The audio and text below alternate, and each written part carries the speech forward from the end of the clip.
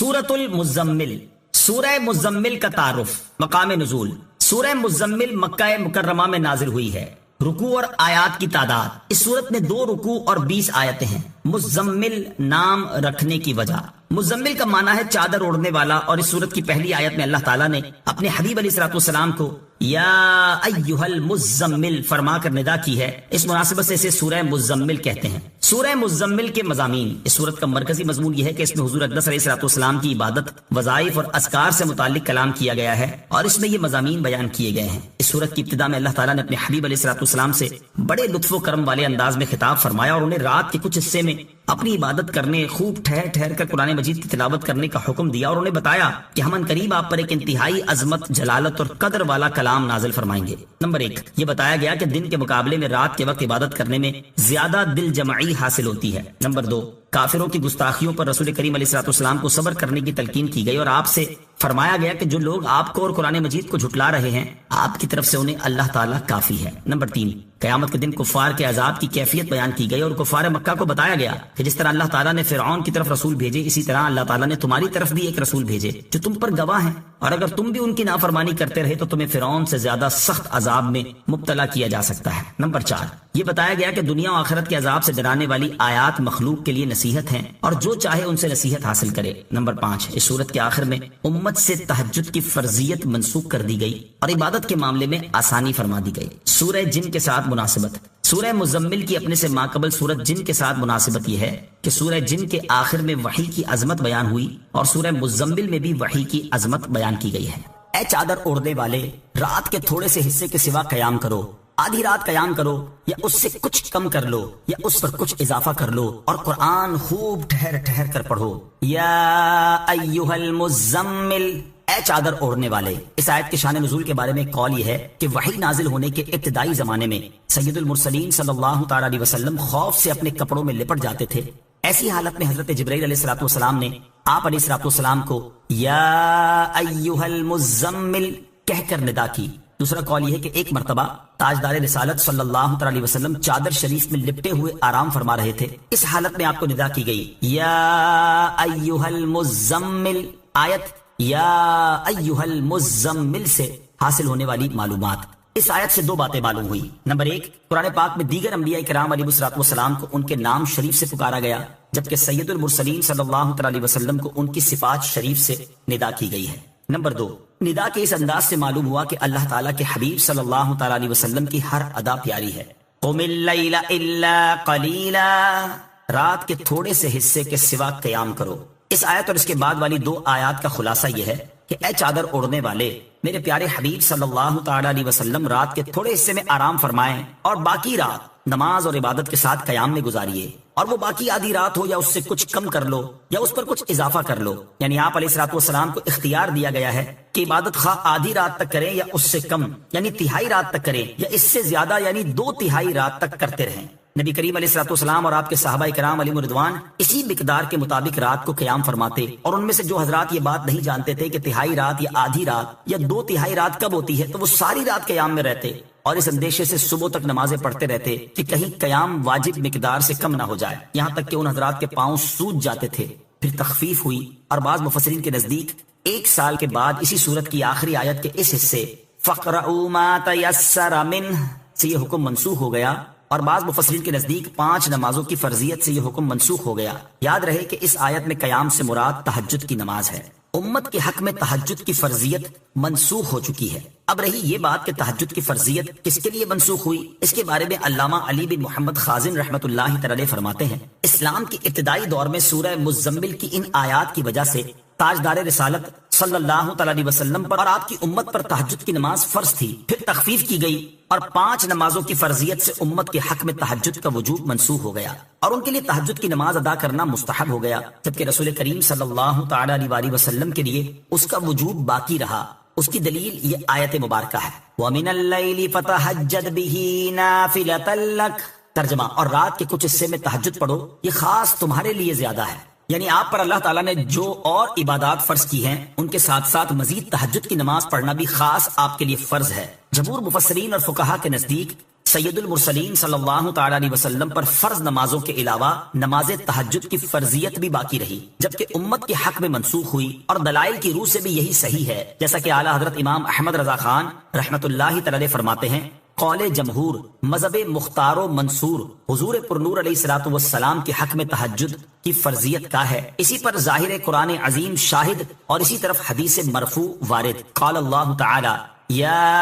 ایھا المزمل قم اللیل الا قلیلا،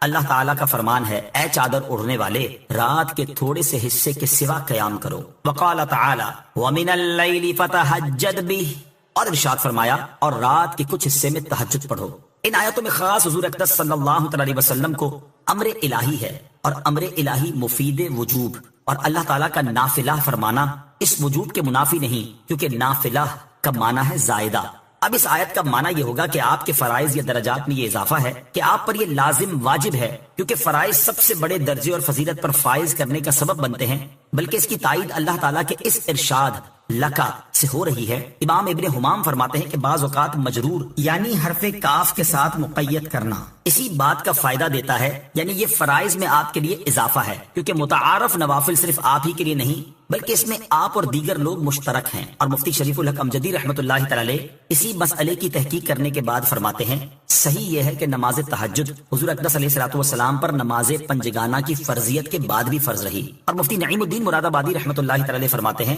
نماز تہجد سید عالم صلی اللہ علیہ وسلم پر فرض تھی۔ جمہور کا یہی قول ہے، حضور انور علیہ الصلوۃ والسلام کی امت کے لیے یہ نماز سنت ہے، جبکہ بعض مفسرین کے نزدیک امت کی طرح نبی کریم علیہ الصلوۃ والسلام سے بھی تہجد کی فرضیت منسوخ ہو گئی تھی۔ او زد علیہ، یہ اس پر کچھ اضافہ کر لو۔ صدر الشریعہ مفتی امجد علی اعظمی رحمت اللہ تعالی فرماتے ہیں، جو شخص 2/3 رات سونا چاہے اور 1/3 عبادت کرنا چاہے تو اسے افضل یہ ہے کہ وہ رات کے پہلے اور آخری تہائی حصے میں سوئے اور درمیان کے تہائی حصے میں عبادت کرے، اور اگر آدھی رات میں سونا چاہتا ہے اور آدھی رات میں جاگنا چاہتا ہے تو بعد والی آدھی رات میں عبادت کرنا افضل ہے۔ کہ حضرت ابو ہریرہ رضی اللہ تعالی عنہ سے مروی ہے، حضور پرنور علیہ الصلوۃ والسلام نے ارشاد فرمایا کہ رب عز و جل ہر رات میں جب پچھلی تہائی باقی رہتی ہے آسمان دنیا پر خاص تجلی فرماتا ہے اور فرماتا ہے کوئی دعا کرنے والا کہ اس کی دعا قبول کروں، ہے کوئی مانگنے والا کہ اسے دوں، ہے کوئی مغفرت چاہنے والا کہ اس کی بخشش کر دوں۔ اور سب سے بڑھ کر تو حضرت داؤد علیہ الصلوۃ والسلام کے طریقے کے مطابق نماز ادا کرنا ہے،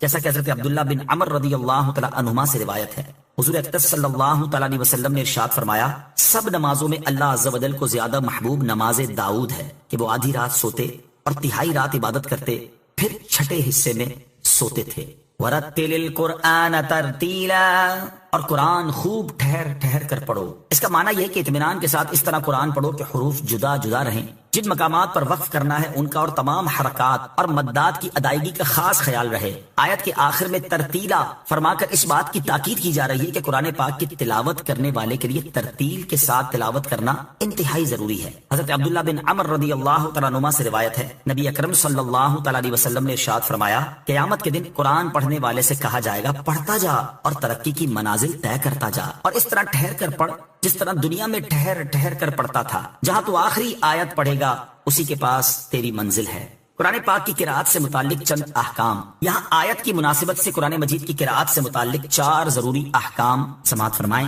نمبر 1، تجوید قرآن پاک کی آیت، متواتر احادیث، صحابہ کرام، تابعین اور تمام ائمہ کرام کے مکمل اجماع کی وجہ سے حق اور واجب، اور اللہ تعالیٰ کے دین اور شریعت کا علم ہے۔ اللہ تعالیٰ ارشاد فرماتا ہے وَرَتِّلِ الْقُرْآنَ تَرْتِيلًا، اسے مطلقاً ناحق بتانا کلمہ کفر ہے۔ نمبر 2، قرآن پاک کو اتنی تجوید سے پڑھنا فرض عین ہے جس سے حروف صحیح ادا ہوں اور غلط پڑھنے سے بچے۔ نمبر 3، جس سے حروف صحیح ادا نہیں ہوتے اس پر واجب ہے کہ حروف صحیح ادا کرنے کی رات دن پوری کوشش کرے، اور اگر نماز میں صحیح پڑھنے والے کی ابتدا کر سکتا ہو تو جہاں تک ممکن ہو اس کی ابتدا کرے، یا وہ آیتیں پڑھے جن کے حروف صحیح ادا کر سکتا ہو، اور یہ دونوں صورتیں ناممکن ہوں تو کوشش کے زمانے میں اس کی اپنی نماز ہو جائے گی، اور اگر کوشش بھی نہیں کرتا تو اس کی خود بھی نماز نہیں ہوگی، اور دوسرے کی اس کے پیچھے کیا ہوگی۔ آج کل عام لوگ اس میں مبتلا ہیں کہ غلط پڑھتے ہیں اور صحیح پڑھنے کی کوشش نہیں کرتے، ان کی اپنی نمازیں باطل ہیں۔ نمبر 4، فرضوں میں ٹھہر ٹھہر کر قرات کی جائے، تراویح میں متوسط انداز پر اور رات کے نوافل میں جلد پڑھنے کی اجازت ہے، لیکن ایسا پڑھے کہ سمجھ میں آ سکے،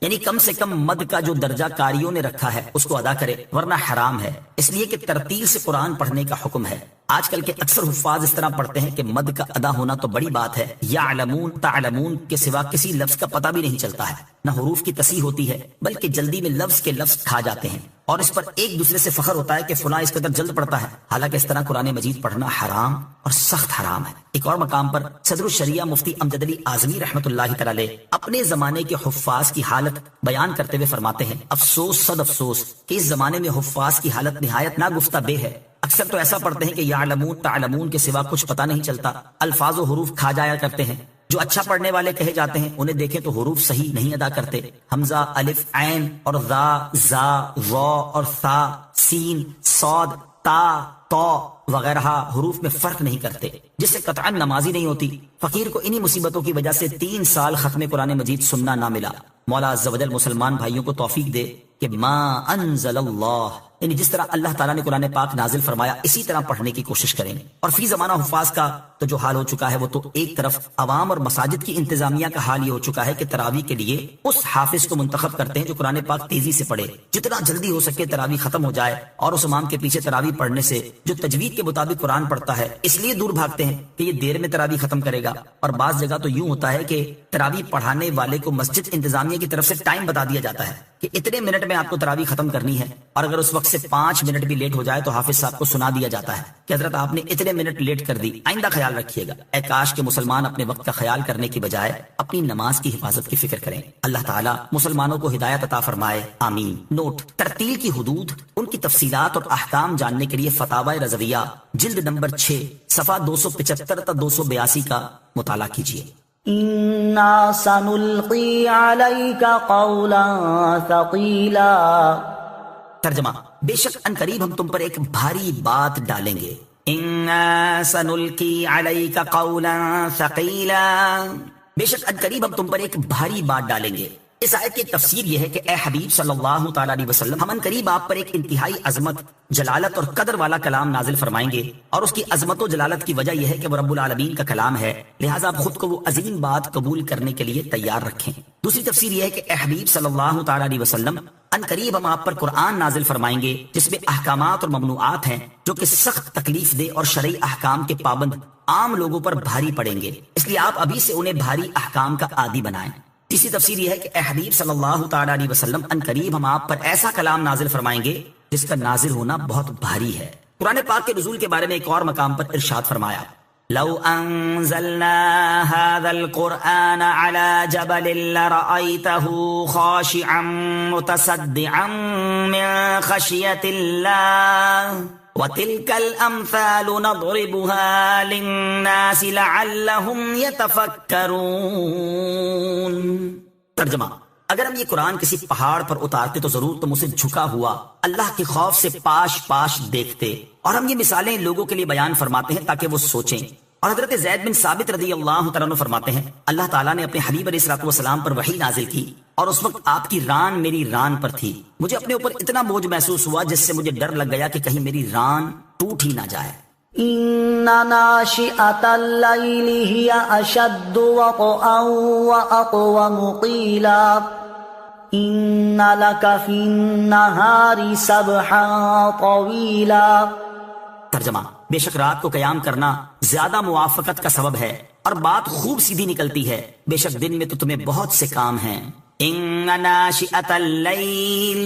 بے شک رات کو قیام کرنا یعنی رات سونے کے بعد اٹھ کر عبادت کرنا دن کی نماز کے مقابلے میں زبان اور دل کے درمیان زیادہ موافقت کا سبب ہے، اور اس وقت قرآن پاک کی تلاوت کرنے اور سمجھنے میں زیادہ دل جمعی حاصل ہوتی ہے، کیونکہ وہ وقت سکون اور اطمینان کا ہے، شور و غل سے امن ہوتا ہے، کامل اخلاص نصیب ہوتا ہے، ریاکاری اور نمود و نمائش کا موقع نہیں ہوتا۔ ان لک فی النہار، بے شک دن میں تمہیں، یعنی اے حبیب صلی اللہ تعالی علیہ وآلہ وسلم، بے شک دن میں تو آپ بہت سے کاموں میں مصروف رہتے ہیں جس کی وجہ سے یکسوئی کے ساتھ عبادت نہیں ہو پاتی، لہٰذا آپ رات کے اوقات کو اللہ تعالیٰ کی عبادت کرنے اور اس سے مناجات کرنے کے لیے خاص رکھیں۔ وَاذْكُرِ اسْمَ رَبِّكَ وَتَبَتَّلْ إِلَيْهِ تَبْتِيلًا۔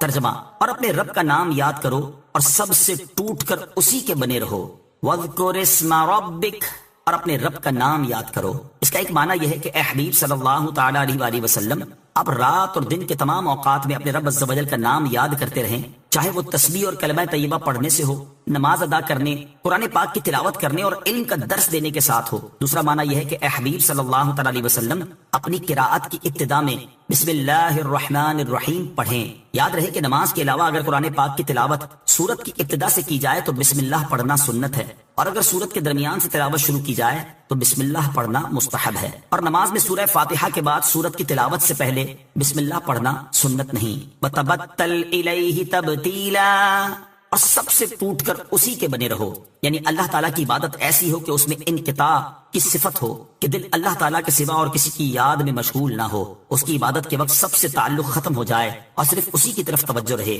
یاد رہے کہ اس آیت سے یہ ثابت نہیں ہوتا کہ انسان نکاح کرنا چھوڑ دے اور سب سے ناتا توڑ کر کسی جنگل، غار یا ویران جگہ میں اللہ اللہ کرنا شروع کر دے، کیونکہ یہ اسلام میں منع ہے۔ جیسا کہ حضرت طاؤوس رضی اللہ تعالیٰ عنہ سے مروی ہے، نبی اکرم صلی اللہ تعالیٰ علیہ وآلہ وسلم نے ارشاد فرمایا، اسلام میں نکاح نہ کرنا اور لوگوں سے کنارہ کش ہو کر عبادت کرنا منع ہے۔ حضرت سعد بن ہشام رضی اللہ تعالیٰ عنہ نے حضرت عائشہ صدیقہ رضی اللہ تعالیٰ عنہا سے پوچھا کہ نکاح نہ کرنے کے بارے میں آپ کی کیا رائے ہے؟ تو آپ رضی اللہ تعالیٰ عنہ نے فرمایا، کیا تم نے اللہ تعالیٰ کا یہ فرمان نہیں سنا؟ وَلَقَدْ أَرْسَلْنَا رُسُلًا مِّن قَبْلِكَ وَجَعَلْنَا لَهُمْ أَزْوَاجًا وَذُرِّيَّةً، اور بے شک ہم نے تم سے پہلے رسول بھیجے اور ان کے لیے بیویاں اور بچے بنائے، لہذا تم نکاح کرنے سے کنارہ کشی نہ کرو۔ اور ایک روایت میں ہے حضرت عائشہ رضی اللہ تعالی عنہا نے فرمایا، اے شام، نکاح کرنے سے کنارہ کشی نہ کرو، کیونکہ اللہ تعالیٰ نے ارشاد فرمایا، لَقَدْ كَانَ لَكُمْ فِي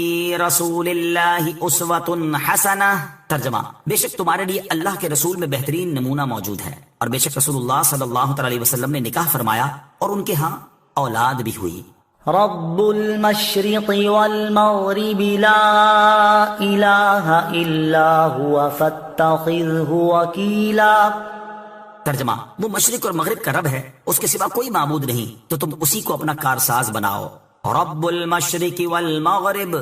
وہ مشرق اور مغرب کا رب ہے، یعنی اللہ تعالیٰ مشرق و مغرب اور ان کے درمیان موجود تمام چیزوں کا رب اور ان کا خالق و مالک ہے، اس کے علاوہ اور کوئی معبود ہی نہیں، لہٰذا تم اپنے دینی اور دنیاوی تمام امور میں اسی کو اپنا کارساز بناؤ اور اپنے کام اسی کے سپرد کر دو اور اسی پر بھروسہ کرو۔ حقیقی کارساز صرف اللہ تعالیٰ ہے، یاد رہے کہ حقیقی کارساز صرف اللہ تعالیٰ ہے اور سب کو اسی پر بھروسہ کرنا چاہیے۔ البتہ اس کا یہ مطلب نہیں کہ انسان اسباب کو اختیار کرنا چھوڑ دے اور صرف اللہ تعالیٰ پر بھروسہ کر کے بیٹھ جائے، بلکہ ہر انسان کو چاہیے کہ وہ اسباب ضرور اختیار کرے، لیکن ان اسباب پر بھروسہ نہ کرے، بلکہ صرف اللہ تعالیٰ پر بھروسہ کرے۔ جیسے ہر ایک کو روزی دینا اللہ تعالیٰ نے اپنے ذمہ کرم پر لیا ہوا ہے۔ اب اس کا یہ مطلب نہیں کہ انسان سب کچھ چھوڑ کر اللہ تعالیٰ کی طرف سے روزی ملنے کی امید لگا کر گھر بیٹھ جائے اور رزق حاصل ہونے کے اسباب اختیار کرنا چھوڑ دے۔ اس طرح اگر وہ ساری عمر بھی بیٹھا رہے گا تو اسے ایک لقمہ بھی نہیں ملے گا۔ واصبر على ما يقولون واهجرهم هجرا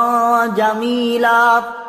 ترجمہ، اور کافروں کی باتوں پر صبر کرو اور انہیں اچھی طرح چھوڑ دو۔ وَاصْبِرْ عَلَى مَا يَقُولُونَ، اور کافروں کی باتوں پر صبر کرو، یعنی اے حبیب صلی اللہ تعالیٰ علیہ وسلم، کفار قریش اللہ تعالیٰ کے بارے میں شریک، بیوی اور اولاد بتا کر خرافات بکتے ہیں اور آپ کو جادوگر، شاعر، کاہن اور مجنون کہہ کر آپ کی شان میں گستاخیاں کرتے ہیں، اور قرآن کو سابقہ لوگوں کی کہانیاں بتا کر اس کے بارے میں نازبہ کلمات کہتے ہیں۔ آپ کافروں کی ان باتوں پر صبر فرمائیں اور انہیں بدنی، زبانی، قلبی ہر اعتبار سے چھوڑ دیں اور ان کا معاملہ ان کے رب عز و جل کے سپرد کر دیں۔ وَذَرْنِي وَالْمُكَذِّبِينَ أُولِي النَّعْمَةِ وَمَهِّلْهُمْ قَلِيلًا،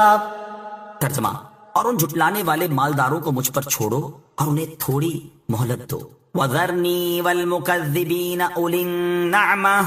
اور ان جھٹلانے والے مالداروں کو مجھ پر چھوڑو، یعنی اے حبیب صلی اللہ تعالیٰ علیہ وسلم، آپ کو اور قرآن کو جھٹلانے والے ان مالداروں کو مجھ پر چھوڑ دیں، میں آپ کی طرف سے انہیں کافی ہوں، اور انہیں بدر کے دن تک تھوڑی مہلت دیں۔ چنانچہ کچھ ہی مدت کے بعد یہ لوگ بدر کی جنگ میں قتل کر دیے گئے۔ بعض مفسرین کے نزدیک یہاں تھوڑی مہلت دینے سے مراد قیامت کے دن تک مہلت دینا ہے۔ إن لدينا أنكالا وجحيما وطعاما ذا غصة وعذابا أليما يوم ترجف الأرض والجبال وكانت الجبال كثيبا مهيلا۔ ترجمہ، بے شک ہمارے پاس بھاری بیڑیاں اور بھڑکتی آگ ہے اور گلے میں پھنسنے والا کھانا اور دردناک عذاب ہے، جس دن زمین اور پہاڑ تھر تھرائیں گے اور پہاڑ ریت کا بہتا ہوا ٹیلا ہو جائیں گے۔ ان لدینا انکالا،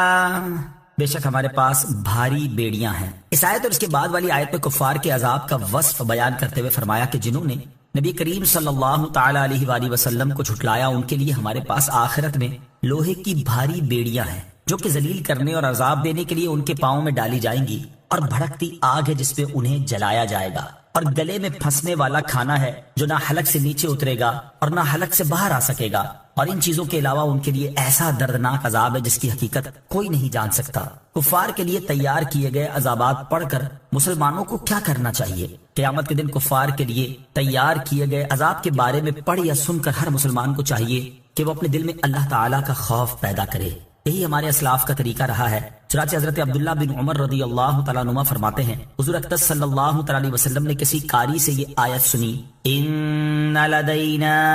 انکالا وجحیما، تو اللہ تعالیٰ کے خوف سے آپ صلی اللہ تعالیٰ علیہ وسلم پر غشی طاری ہو گئی۔ مروی ہے کہ حضرت حسن بصری رضی اللہ تعالیٰ عنہ روزے کی حالت میں تھے۔ شام کے وقت جب ان کے سامنے کھانا حاضر کیا گیا تو انہیں یہی آیت یاد آ گئی، اور اللہ کے خوف سے انہوں نے کہا کھانا اٹھا لو۔ دوسری رات کھانا پیش کیا گیا تو پھر یہی آیت یاد آ گئی، آپ نے فرمایا کھانا اٹھا لو۔ تیسری رات بھی اسی طرح ہوا تو حضرت ثابت بنانی رحمۃ اللہ تعالی علیہ اور چند دیگر بزرگوں کو اس بات کی خبر دی گئی، وہ تشریف لائے اور مسلسل حضرت حسن بصری رضی اللہ تعالی عنہ کو کھانے کا کہتے رہے، یہاں تک کہ آپ نے ستو کا صرف ایک گھونٹ پیا۔ یوم ترجف الارض والجبال، جس دن زمین اور پہاڑ تھر تھرائیں گے۔ ارشاد فرمایا کہ جس دن زمین اور پہاڑ اللہ تعالیٰ کی ہیبت اور جلال سے تھر تھرائیں گے، اور پہاڑ اپنی سختی اور بلندی کے باوجود تھر تھرانے کی شدت کی وجہ سے ریت کا بہتا ہوا ٹیلا ہو جائیں گے، وہ قیامت کا دن ہوگا۔ انا ارسلنا الیکم رسولا شاہدا علیکم کما ارسلنا الی فرعون رسولا فعصى فرعون الرسول فأخذناه أخذا وبيلا۔ ترجمہ، بے شک ہم نے تمہاری طرف ایک رسول بھیجے جو تم پر گواہ ہیں، جیسے ہم نے فرعون کی طرف ایک رسول بھیجے تو فرعون نے اس رسول کا حکم نہ مانا تو ہم نے اسے سخت گرفت سے پکڑا۔ انا ارسلنا الیکم رسولا، بے شک ہم نے تمہاری طرف ایک رسول بھیجے۔ اس آیت اور اس کے بعد والی آیت میں اللہ تعالیٰ نے کفار مکہ کو دنیا کے ہولناک عذاب سے ڈراتے ہوئے ارشاد فرمایا کہ اے اہل مکہ، بے شک ہم نے اسی طرح محمد مصطفیٰ صلی اللہ تعالیٰ علیہ وآلہ وسلم کو تمہاری طرف رسول بنا کر بھیجا جو کہ مومن کے ایمان اور کافر کے کفر کو جانتے ہیں۔ اس طرح ہم نے حضرت موسیٰ علیہ السلام کو فرعون کی طرف رسول بنا کر بھیجا، اور جب فرعون نے حضرت موسیٰ علیہ السلام کی رسالت کا انکار کر کے اور ان پر ایمان نہ لا کر ان کا حکم نہ مانا تو ہم نے اس کی نافرمانی کی وجہ سے دریا میں ڈبو کر اسے سخت گرفت سے پکڑا۔ لہٰذا تم بھی اس بات سے ڈرو کہ کہیں میرے حبیب صلی اللہ تعالیٰ علیہ وآلہ وسلم کو جھٹلانے کی وجہ سے تم پر بھی فرعون کی طرح دنیا میں عذاب نہ آ جائے، اور اگر نافرمانی کی وجہ سے دنیا میں تم پر عذاب آ گیا تو وہ فرعون کے عذاب سے زیادہ سخت ہوگا، کیونکہ تمہارے پاس جو رسول تشریف لائے ہیں وہ رتبے میں حضرت موسیٰ علیہ السلام سے بڑے ہیں۔ فَكَيْفَ تَتَّقُونَ إِن كَفَرْتُمْ يَوْمًا يَجْعَلُ الْوِلْدَانَ شِيبًا السَّمَاءُ مُنفَطِرٌ بِهِ كَانَ وَعْدُهُ مَفْعُولًا إِنَّ هَذِهِ تَذْكِرَةٌ فَمَن شَاءَ اتَّخَذَ إِلَى رَبِّهِ سَبِيلًا۔ ترجمہ، پھر اگر تم کفر کرو تو اس دن کیسے بچو گے جو بچوں کو بوڑھا کر دے گا، آسمان اس کی وجہ سے